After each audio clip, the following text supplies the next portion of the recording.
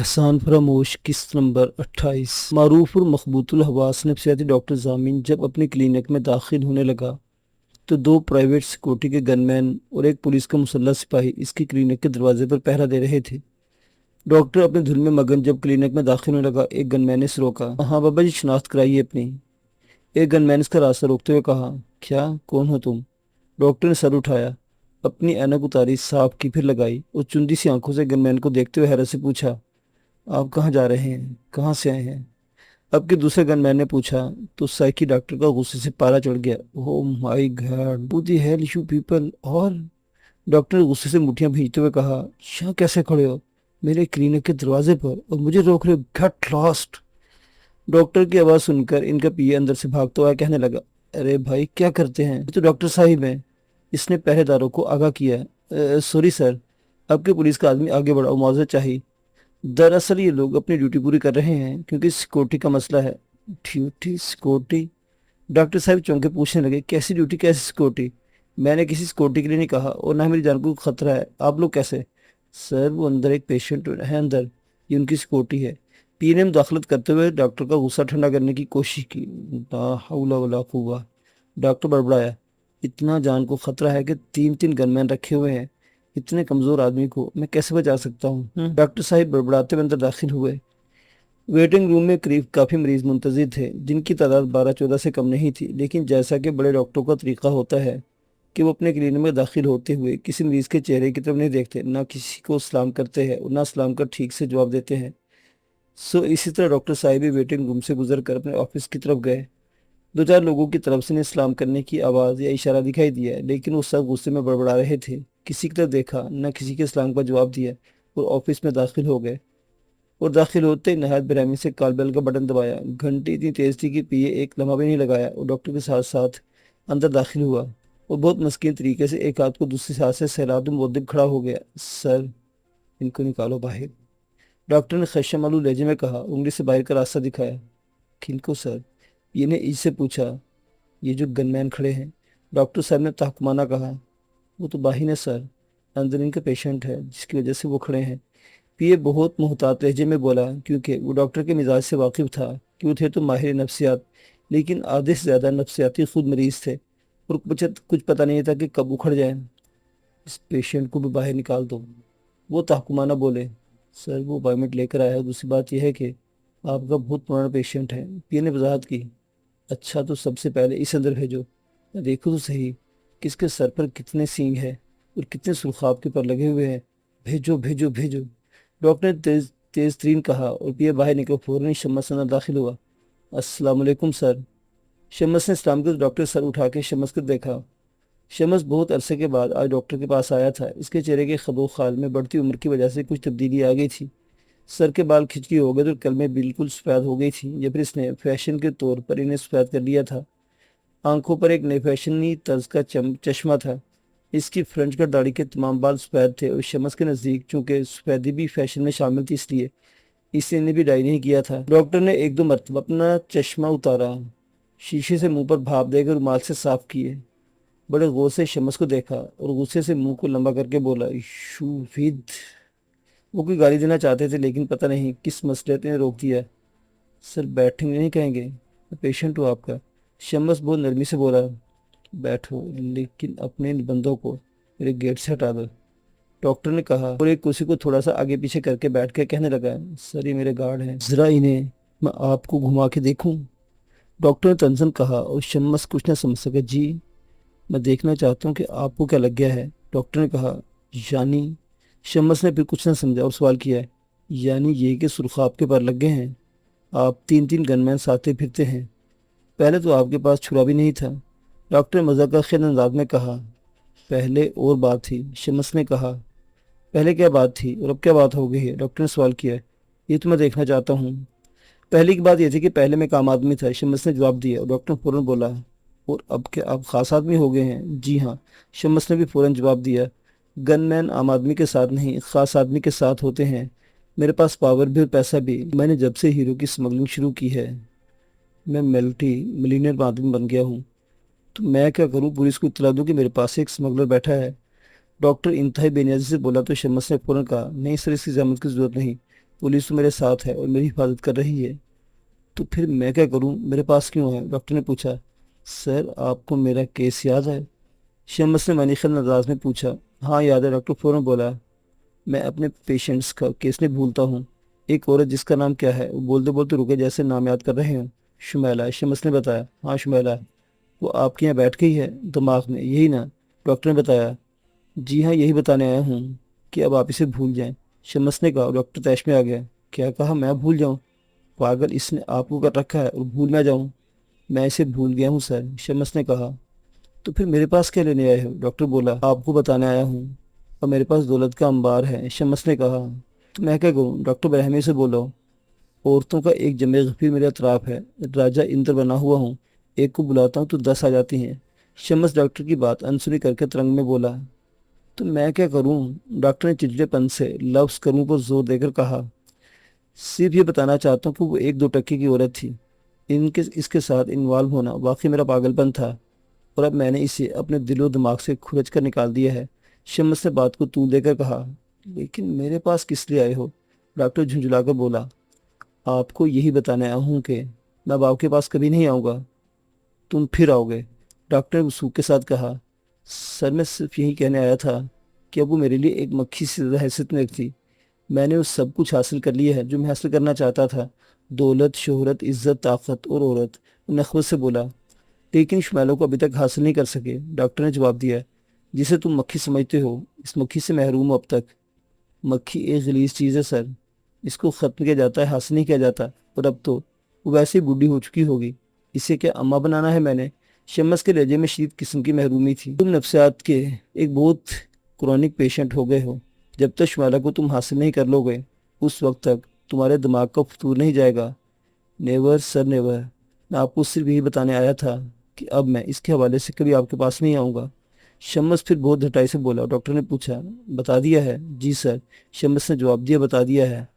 تو پھر اب جاؤ اور اپنے ان نمائشی گارڈز کو بھی میرے دروازے سے ہٹاؤ، ڈاکٹر نے کہا۔ میرے بہت سیریس پیشنٹ باہر انتظار کر رہے ہیں، جائیے آپ، کبھی واپس نہ آنے کے لیے جائیے۔ ٹھیک ہے، میں جا رہا ہوں، اور آپ یہ یقین کر لیں کہ وہ میرے دماغ سے نکل گئی ہے، شمس رکتے رکتے کہا۔ میں نے یقین کر لیا، اب وہ تمہاری موت کا باعث بنے گی، ڈاکٹر نے چڑھ کر کہا۔ آپ کو معلوم ہے آپ اس وقت کس سے بات کر رہے ہیں؟ شمس پلٹ کر غصے سے بولا۔ What sort of doctor you are? Out, doctor نے تحکمانہ انداز میں کہا اور کالبل بجا کر بولا۔ نیکسٹ، شمس بڑبڑاتا باہر چلا گیا۔ بیٹے، جس طرح تم ڈرائیونگ کرتے ہو نا، یہ مجھے پسند نہیں۔ اس دن جب گلفام علی کے ساتھ شہر سے واپس آیا تو اس نے کوٹھی پر پہنچ کر علی سے کہا۔ گلفام کو ہمیشہ علی کی ڈرائیونگ سے تشویش رہتی تھی۔ وہ زوم کر کے کوٹھی کے ڈرائیو وے سے گاڑی باہر نکالتا اور جب واپس آتا تو دوری سے ہارن دے دیتا اور چوکیدار اپنا تفریح میں پورا گیٹ کھول دیتا، اور علی اسی طرح گاڑی اندر سپیڈز کے ساتھ لاتا، لگتا تھا کسی دیوار سے ٹکرا جائے گا۔ پھر وہ اسکریچنگ کے ساتھ بریک لگا کے گاڑی ادھر ہی چھوڑ دیتا اور ڈرائیور آن کے اسے سنبھالتا اور کہیں شیلیاں گراج میں لگا دیتا۔ علی فرسٹ ایئر میڈیکل میں داخل ہو گیا تھا اور گلفام کی آرزو تھی کہ وہ ڈاکٹر بن جائے۔ پھر گلفام اسے اعلیٰ تعلیم کے لیے باہر برطانیہ یا امریکہ بھجوانا چاہتا تھا تاکہ وہ میڈیکل کے کسی خاص شعبے میں مہارت حاصل کر لے، اور یہ چوائس اس نے علی پر چھوڑ رکھی تھی۔ ویسے گلفام کی رائے یہ تھی کہ علی کینسر میں اسپیشلائز کرے اور ایک اچھا سرجن بنے، کیونکہ وہ یہ دیکھ رہا تھا کہ کینسر اب ایک ایسا مرض ہے جسے لا علاج نہیں کہا جا سکتا۔ ہر چند کے ملیریا اور ٹی بی کی بیماریوں کی طرح اس کے خاتمے کے لیے کوئی حتمی علاج کی گولیاں دریافت نہیں ہوئی تھی، لیکن پھر بھی انسان کے عزم اس کی قوت کے سامنے یہ مرض پسپا ہو رہا ہے، اور میڈیکل سائنس اس پر دھیرے دھیرے قابو پا رہی ہے۔ بہت سے کیسوں میں اگر ابتدائی مراحل میں سے پکڑ لیا جائے تو یہ بیماری مکمل طور پر ختم کی جا سکتی ہے، اور پھر ایک ریڈیکل سرجری تو بعض اوقات 100% مکمل علاج ثابت ہوتی ہے۔ اور اس سے علی سے بہت سی توقعات وابستہ تھی۔ جب وہ MBBS کرنے کے بعد ہاؤس جاب سے فارغ ہو کر باہر جائے گا تو اپنے کام سے اور اپنے باپ کے نام کو روشن کرے گا، اور علی کے باپ کے نام کے تصور سے وہ کبھی کبھی آزردہ بھی ہو جاتا تھا، کیونکہ وہ یہ دیکھ رہا تھا کہ علی ایک بہت ہی لائق اور ہونہار لڑکا ہے، اور جس طرح اس کا اسکول اور کالج کا ریکارڈ رہا ہے اس سے ظاہر ہوتا تھا کہ آگے جا کر وہ مزید بڑا نام پیدا کرے گا، کیونکہ کالج کا ہر امتحان اس نے امتیازی نمبروں سے پاس کیا تھا، اور جب پری میڈیکل سے میڈیکل کالج میں جانے کا وقت آیا تو اس وقت گلفام کو سخت پریشانی تھی، کیونکہ اسے معلوم تھا کہ میڈیکل کالج میں بڑے بڑے وزیروں گورنروں کی سفارش بھی نہیں چل سکتی کہ سارا کام میرٹ پر ہوتا ہے، اور اگر میرٹ سے ہٹ کر ایک نمبر کے فرق سے بھی کسی کو داخلہ دے دیا جائے تو دوسرا امیدوار عدالت میں ریٹ دائر کر دیتا ہے۔ لہٰذا گلفام نے ارادہ کر رکھا تھا کہ چاہے اسے لاکھوں روپے ہی کیوں نہ صرف کرنے پڑیں، وہ دے کر علی کو میڈیکل میں داخل ضرور کروائے گا۔ لیکن یہ سب کچھ اسے کرنے کی ضرورت پیش نہ آئی کہ جب علی نے داخلے کے لیے ٹیسٹ دیا تو تحریر اور زبانی امتحان میں اس نے ٹاپ کیا تھا۔ نہ صرف یہ کہ کسی سفارش کی ضرورت نہیں پڑی بلکہ اس کا اسکالرشپ بھی جاری کر دیا گیا، اور اس وقت گلفام کو یقین ہوگا کہ علی ضرور ایک دن اپنے باپ کا نام روشن کرے گا، اور جب باپ کا نام روشن کرنے کا تصور آتا تو لمحہ بھر کے لیے مغموم ہو جاتا، کیونکہ ویسے تو سب کو معلوم تھا کہ علی گلفام کا بیٹا ہے، لیکن جب وہ کوئی بڑا کام کرے گا، کوئی بڑا آپریشن کرے گا، کوئی ریسرچ اور کوئی بڑی ایجاد کرے گا تو اس وقت یقیناً زاہد کے بیٹے کے طور پر یاد کیا جائے گا۔ لیکن چند ہی لمحوں کے تصور کے بعد وہ اس طرح کے خیال کو اپنے ذہن سے جھٹک دیتا اور دماغ کی اسکرین سے بالکل صاف کر دیتا اور دعا کرتا ہے کہ علی اپنا نام روشن کرے، چاہے وہ زاہدی کے بیٹے سے کیوں نہ پکارا جائے، کیونکہ اب اس کی زندگی کا مشن صرف اس کی کامیابی تھی۔ اس کے من میں ایک خواہش یہ بھی تھی کہ علی کو ملک سے باہر رہنے کا ہی مشورہ دے، اور جب علی ڈگری حاصل کر لے تو اسے کسی غریب ایشیائی افریقی ملک میں جا کے کوئی ہسپتال قائم کرے جہاں پاکستانیوں کا مفت علاج کرے، کیونکہ پاکستان کے اندر اس نے دولت ڈکیتی اور نادان تاوانوں سے کمائی تھی اور اس کا ابھی یہی پیشہ تھا۔ ہر چند کے اس پیشے سے علی کا کوئی واسطہ نہیں تھا، لیکن خطرے کی ایک تلوار وہ اپنے ساتھ ساتھ علی کے سر پر بھی محسوس کرتا تھا، اور اسے ہمیشہ یہ خوف رہتا تھا کہ اس کا حال علی کا ماضی بن کر کہیں علی کے تعاقب میں نہ رکھ جائے۔ وہ اپنی آمدنی کے گوشواروں کو سو طریقے سے گھما پھرا کر داخل کراتا تھا، لیکن علی اس معاملے میں کچھ نہیں جانتا تھا کہ باپ کا کاروبار کس نوعیت کا ہے، اور اس کے ذہن میں ماضی کا ایک حوالہ سا تھا کہ جب گلفام سے اغوا کر کے لایا تھا، لیکن اس وقت علی کی زندگی اپنے تایا کے گھر میں اس طرح گزر رہی تھی جیسے وہ ایک جہنم میں جی رہا ہو، اور وہ اس بات کو بھی گلفام کا ایک احسان سمجھتا تھا کہ اس نے اس کو ایک جہنم سے نجات دلائی تھی، اور پھر اس کے بعد گلفام نے علی کو جو پیار دیا اس کی بھی کوئی مثال نہیں ملتی تھی۔ رانی بھی ماں کی طرح اسے چاہتی تھی، لیکن ایک اندروناک حادثے میں جب رانی ہلاک ہو گئی تو اس کے بعد گلفام کا پیار اور بھی بڑھ گیا۔ اس نے باپ کے ساتھ ساتھ علی کو ماں کی کمی محسوس نہیں ہونے دی، اور یہ علی بھی جانتا تھا کہ گلفام نے محض اس لیے رانی ماں کے انتقال کے بعد دوسری شادی نہیں کی کہ دوسری ماں شاید علی کو وہ پیار نہ دے سکے جو رانی ماں نے اسے دیا تھا، اور پھر رانی نے تو علی کو اس کے حالات جاننے کے بعد قبول کیا تھا۔ دوسری آنے والی کا کچھ پتہ نہیں تھا کہ وہ کون ہوگی، کیسی ہوگی، اس کا علی کے ساتھ کیسا سلوک ہوگا، اور گلفام کے حالات جاننے کے بعد گلفام کے ساتھ کیا برتاؤ کرے گی۔ لہٰذا گلفام نے تہیہ کر لیا تھا کہ وہ شادی نہیں کرے گا اور اپنی ساری توانائی علی کی تعلیم و تربیت پر صرف کرے گا، اور اسے اعلیٰ تعلیم کے لیے باہر بھیج کر اسے کہیں ادھر ہی سیٹل ہونے کا مشورہ دے گا تاکہ گلفام کے کاروبار کے منحوس سائے اس تک نہ پہنچ سکے۔ گلفام نے جس طرح سارا گھر اور دولت کے تمام ذرائع علی کے سپرد کر رکھے تھے تو اس کا یہ نتیجہ بھی نکل سکتا تھا کہ علی ایک بگڑا ہوا امیر لڑکا بن جاتا اور عیش و عشرت میں تباہ و برباد ہو جاتا، لیکن اس نے ایسا نہیں کیا تھا۔ وہ ہمتاً اپنی تعلیم میں مگن رہا، کالج میں اسکالرشپ وصول کیا اور پھر میڈیکل کالج میں بھی اسکالرشپ کا حقدار ٹھہرا۔ وہ ایک خوبصورت لڑکا تھا، 5 فٹ 8 انچ کے قریب اس کا قد تھا، گوری رنگت، آنکھوں میں کشش اور چمک تھی، خوش شکل، خوش لباس اور خوش گفتار تھا، اور لڑکیوں کے لیے اس کی شخصیت میں بہت کشش تھی، اور جن لڑکیوں سے لڑکے بات کرنے کو ترستے تھے وہ لڑکیاں لٹو کی طرح علی کی گرد گھومتی تھیں۔ وہ بھی کوئی شرمیلا یا لڑکیوں سے بھاگنے والا لڑکا نہیں تھا، لڑکیوں کی کمپنی پسند کرتا تھا، ان کے ساتھ خوش گپیاں کرتا، کینٹین میں جا کے چائے اور مشروب وغیرہ پیتا، لیکن اس سے آگے نہیں بڑھتا تھا۔ اس سے آگے اس کا سارا دھیان اپنی سٹڈیز پر تھا، اور پڑھنے میں لائق ہونے کی بدولت ٹیچرز کا منظور نظر بھی ہو گیا تھا، اور اسٹوڈنٹس میں بھی مقبول تھا کہ امتحانات کے دنوں میں وہ اپنے ہم جماعتوں کے لیے مددگار ثابت ہو سکتا تھا۔ شروع میں تو اس کی گاڑی کو ڈرائیور چلاتا تھا اور ہمہ وقت ڈرائیور اس کے ساتھ رہتا تھا، لیکن علی کو یہ پابندی نہ اپنے لیے اور نہ ہی ڈرائیور کے نقطہ نظر سے پسند آئی، لہٰذا اس نے ڈرائیور کو بنگلے پر بٹھا دے خود گاڑی سنبھال لی، اور اب وہ اپنی گاڑی خود ہی چلاتا تھا۔ لیکن اس کی ڈرائیونگ گلفام کو پسند نہیں تھی، وہ علی کی کار چلانے کی رفتار سے بہت خوفزدہ تھا، اور ایک دن جب گلفام علی کے ساتھ بیٹھا تو اس دن تو بہت ہی پریشان اور خوفزدہ ہو گیا۔ اس نے محسوس کیا کہ گلفام کی گاڑی روڈ پر نہیں چل رہی بلکہ ہوا میں اڑ رہی ہے۔ بیٹے، جس طرح تم ڈرائیونگ کرتے ہو یہ مجھے پسند نہیں۔ اس دن جب گلفام علی کی گاڑی میں بیٹھ کر گھر آیا تو گھر پہنچ کے اس نے علی سے کہا، کیوں ڈیڈ، کیوں پسند نہیں؟ علی نے دریافت کیا، بیٹے میں سارے راستے کلمہ پڑھتا ہوا آیا ہوں۔ گلفام نے کانوں کو چھو کر کہا، ڈیڈ یہ تو اچھی بات ہے نا، ہر مسلمان کو کلمہ پڑھنا چاہیے۔ علی نے باپ کو چھیڑتے ہوئے کہا، یار ٹیک اٹ سیریسلی مائی سن، یہ اتنی تیز رفتار خطرناک ہوتی ہے۔ گلفام نے اسے سمجھایا، او نہیں ڈیڈی، خطرے کا رفتار سے کوئی تعلق نہیں۔ علی بات کو مذاق میں لپیٹتے ہوئے بولا، کہنے لگا، اب اسپیس میں جانے والے راکٹ کو لے لو، کتنے راکٹس جاتے ہیں خلا میں، कभी कोई برائے نام حادثہ ہو جائے تو ہو جائے، کار کی رفتار کوئی راکٹ کی رفتار سے زیادہ تو نہیں؟ تو پھر؟ گلفام نے علی کی بات کو نہ سمجھ کر پوچھا۔ تو پھر کیا؟ علی کہنے لگا، بات تیز رفتاری کی نہیں، بات احتیاط کی ہے۔ احتیاط سے گاڑی نہ چلانے والے کچرے کی رفتار میں بھی ایکسیڈنٹ کر دیتے ہیں، اور محتاط ڈرائیور جہاز چلائے یا راکٹ حادثہ نہیں ہوتا۔ میرا کوئی حادثہ نہیں ہوا ڈیڈ، خدا نہ کرے حادثہ ہو۔ گلفام حادثے کے نام سے کانپ کر بولا، لیکن اسے نہیں معلوم تھا کہ آگے کیا حادثہ ہونے والا ہے، اور یہ حادثہ کار کے حادثے سے خطرناک ہوگا۔ اس دن گلفام کی گینگ نے گلفام کی نگرانی میں بہت بڑی ڈکیتی ڈالی تھی۔ گلفام اب خود ذاتی طور پر کسی واردات میں شامل نہیں ہوتا تھا۔ اس کے گینگ کے لڑکے ٹھیک ٹھاک کام کر رہے تھے، اور جو مال لوٹتے وہ لے کر سیدھے کمینگاہ میں پہنچ جاتے۔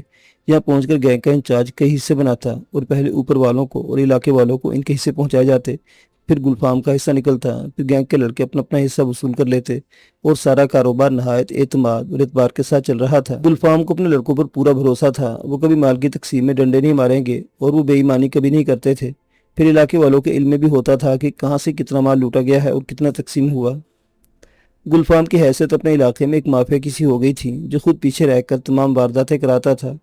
وہ منصوبہ بندی کرتا، لڑکوں کو نقشے بنا کر دیتا، انہیں واردات کا طریقہ کار بتاتا، کوئی پھنس جاتا تو اسے بچانے میں اہم کردار ادا کرتا، اور سب سے اہم بات یہ تھی کہ گینگ کو تحفظ دینے والے گلفام کے زیر اثر تھے، اور ملی بھگت کا کام گلفام ہی سر انجام دیتا تھا۔ پھر اچانک انتظامی ڈھانچے میں رد و بدل ہوا تو ایک نہایت ہی سخت گیر قسم کا افسر گلفام کے علاقے میں تعینات ہو گیا، جس نے جرائم کی جڑ سے ختم کرنے کا تہیہ کر لیا، اور اس نے جرائم میں ملوث افسران اور سپاہیوں کے علاقے سے تبادلے کر دیے، اور ایک ایکشن پلان بنا کے دھڑا دھڑ جرائم کے اڈوں پر چھاپے مارے، اور نہ صرف مجرموں کو بلکہ جرائم میں ملوث مشتبہ افراد کو پکڑ کر بند کر دیا، اور اگر کسی نے مقابلہ کرنے کی کوشش کی تو اپنے جوانوں کو شوٹ ایٹ سائٹ کا آرڈر دے دیا۔ معلوم نہیں گلفام کی ناقص منصوبہ بندی تھی یا اس کی شامت آئی تھی کہ اس کے لڑکے بینک کی وین لوٹ کر جب بھاگے تو پولیس کے موبائل نے پیچھا کیا۔ لڑکے سمجھدار تھے، انہوں نے اندازہ کر لیا تھا کہ پولیس نے کمینگاہ کی نشاندہی کر لینی ہے، لہذا وہ پولیس کو جل دے کر گاڑی کو کسی اور طرف لے گئے۔ لیکن ایک لڑکا جو ہیلمٹ پہنے بائک پر تھا وہ نظروں میں آ گیا۔ اس پر پولیس نے جو فائر کیا تو اس کی بائک گر گئی اور وہ اٹھ کے دوڑ پڑا۔ وہ جب بھاگ رہا تھا پولیس کے ایک سپاہی نے اس کی ٹانگ پر گولی مار دی اور وہ لہو لہان ہو کر گر پڑا۔ اس وقت وہ گلفام کی کوٹھی تک پہنچ چکا تھا۔ وہ بڑی مشکل سے لنگڑاتا ہوا دیوار سے کودا اور کوٹھی کے اندر داخل ہو گیا۔ اس وقت گلفام بھی گھر پر تھا اور علی بھی۔ پولیس کی پوری نفری بھی وہاں پہنچ گئی اور انہوں نے گلفام کی کوٹھی کو چاروں طرف سے گھیرے میں لے لیا۔ زخمی ڈاکو بھاگتے اپنے جسم سے رشتے خون کی لکیر گلیوں میں چھوڑتا ہوا آ رہا تھا، اور پولیس اسی خون کی لکیر کا تعاقب کرتے گلفام کے بنگلے تک پہنچ گئی تھی۔ سر مجھے بچا لو اور اپنا بھی بچاؤ کرو، پولیس تعاقب میں ہے، زخمی ڈاکو نے گلفام کے پاؤں پکڑتے ہوئے کہا۔ ہم لوگ ٹریپ ہو گئے ہیں، الو کے پٹھے۔ گلفام نے اسے ایک اور ٹھوکر ماری۔ یہاں کیوں آئے؟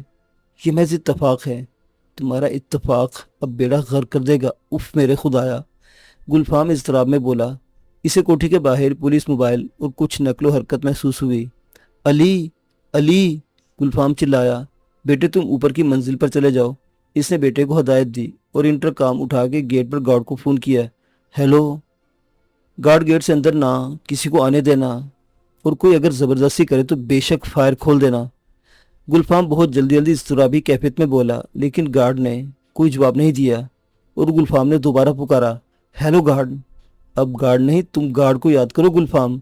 دوسری طرف سے انٹرکام پر آواز سنائی دی، میں پولیس آفیسر بول رہا ہوں، تمہارے گارڈز کو ہم نے قابو میں کر لیا ہے اور پوری کوٹھی گھیرے میں ہے، کسی کو اوپر نیچے فون کرنے کی کوشش نہ کرنا، تمہاری ساری لائنیں ہم نے نیچے سے کاٹ دی ہیں اور موبائل فون بلاک کر دیا ہے، تمہارے دن گنے جا چکے ہیں اور اب 10 تک گنتی گن رہا ہوں، گنتی ختم ہونے تک اپنے آپ کو ہمارے حوالے کر دو ورنہ نتیجے کے لیے تیار ہو جاؤ۔ گلفام کی ایسی حالت ہو گئی کہ کاٹو تو لہو نہیں۔ گلفام کے لیے ایک قیامت کا سما پیدا ہو گیا تھا۔ اس کی زندگی کے طویل ریکارڈ میں کبھی ایسا نہیں ہوا تھا کہ اس کی کوٹھی کو پولیس نے گھیرے میں لیا ہو۔ اس کے اڈے پر کئی مرتبہ چھاپے پڑے تھے، لیکن وہ چھاپے محض ایک معمول کی کارروائی کا حصہ تھے۔ کبھی محض خانہ پوری کے لیے کوئی چھاپا پڑ گیا اور چھاپا پڑنے سے پہلے چھاپا مارنے والے ہی اسے اطلاع کر دیتے تھے کہ چھاپا پڑنے والا ہے۔ گلفام پہلے سے تیاری کر کے رکھتا اور اپنی گینگ کے لڑکوں کو چوکس کر دیتا۔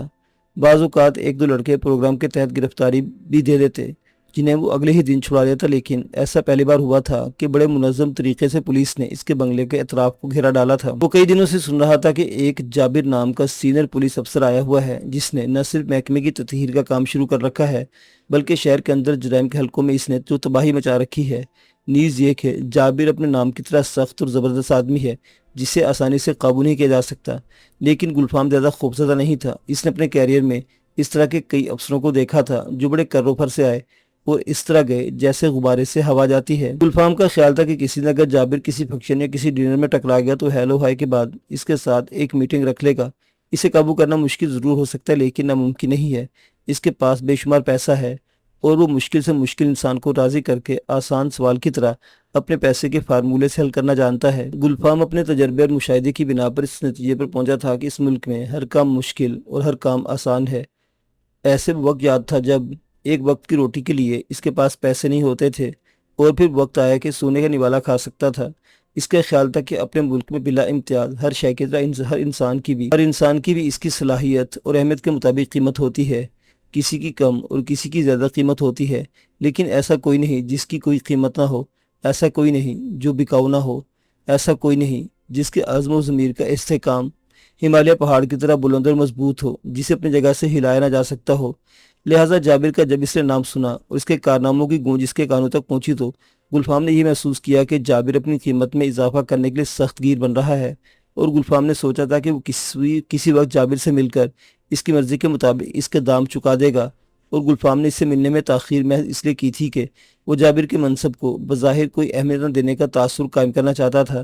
لیکن یہ تاخیر گلفام کو آج بہت مہنگی پڑ رہی تھی کہ گلفام کے پاس اب بات چیت کرنے کا وقت نہیں بچا تھا، اور وہ محسوس کر رہا تھا کہ وہ ضرورت سے زیادہ اعتماد کی وجہ سے آج گر گیا ہے۔ گلفام، میں تمہیں صرف 5 منٹ دیتا ہوں، اپنے گارڈز کو اور غیر مسلح کر کے گرفتاری دے دو، اس میں تمہاری بھلائی ہے۔ گلفام سوچوں کے سمندر میں ڈوبا ہوا تھا کہ اچانک باہر میگا فون پر پولیس افسر جابر کی آواز سنائی، جو گلفام کے لیے ایک وارننگ اور الٹیمیٹم تھا۔ گلفام تیزی کے ساتھ اندر والا زینہ طے کر کے بنگلے کی اوپر والی منزل میں پہنچا جہاں علی کو اس نے پہلے ہی بھیج دیا تھا۔ بالائی منزل کی محفوظ گیلری میں جا کے اس نے باہر کا جائزہ لیا۔ بنگلے کی 4 دیواری خاصی مضبوط اور بلند تھی اور اس دیوار کو پھلانگا تو جا سکتا تھا لیکن آسانی سے نہیں۔ پھر اس نے لوہے کا گیٹ کا جائزہ لیا جو خاصا مضبوط اور اندر سے مقفل تھا۔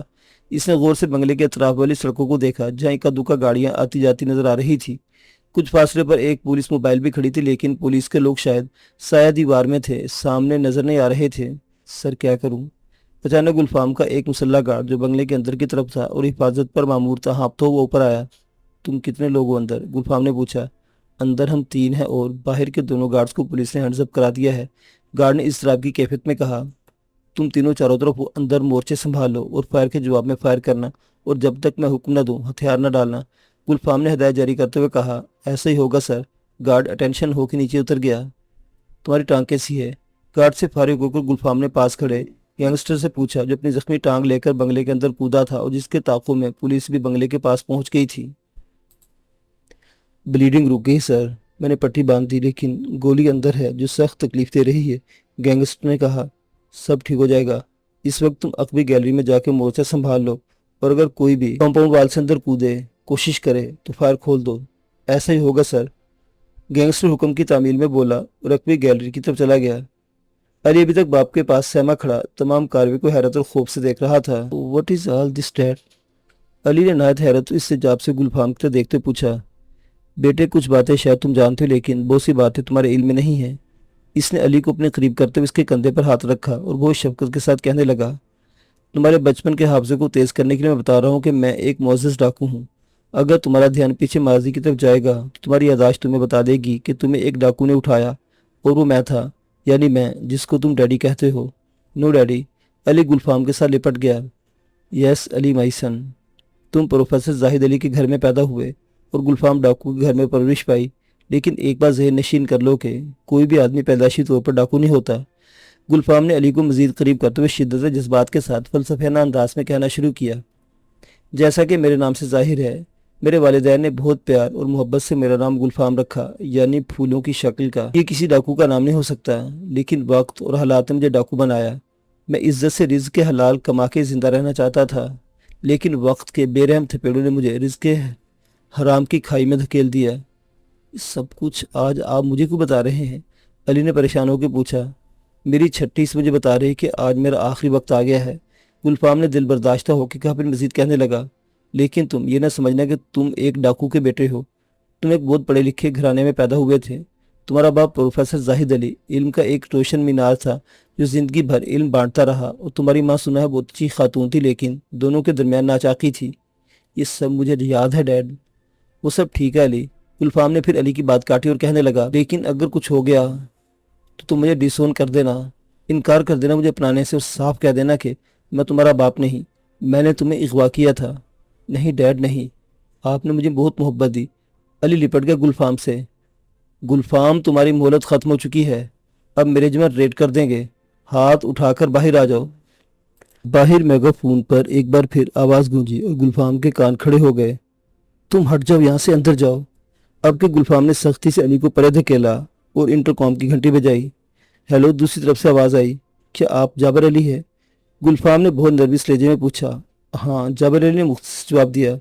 जाबर अली, मैं तुमसे बातचीत करना चाहता हूँ, गुलफाम ने मुसालिहाना रवैया इख्तियार करते हुए कहा। नहीं गुलफाम, अब बात तुम्हारी गिरफ्तारी के बाद ही हो सकती है, पहले नहीं।